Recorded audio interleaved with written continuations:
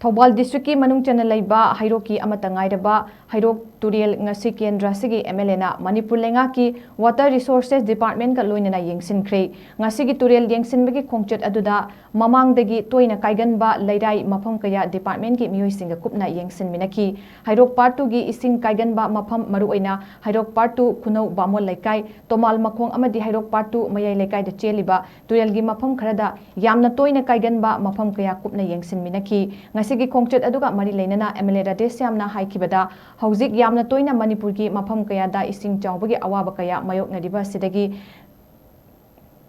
कन्नबा अथुबदा हैरोक तुरेल की काइगनबा मफम अयाम्बा रिटेनिंग वाल चलगन हाइख्रे एमएलए ना मखा ताना हाइकिबदा तुरेल मपान लैदिबा मियोइसिंगना वाल असी सेमगतपदा मतेंग पांगबियो हाइखी ngasi की खोंगचत अदुदा वाटर रिसोर्सेस डिपार्टमेंट की ईई टी महिंद्रो डिपार्टमेंट असिमकी एई थिंगजम लिंडर अमदी एसओ सिंग अमसुंग मरु ओइबा मियोइ कयासु सरुक याखी।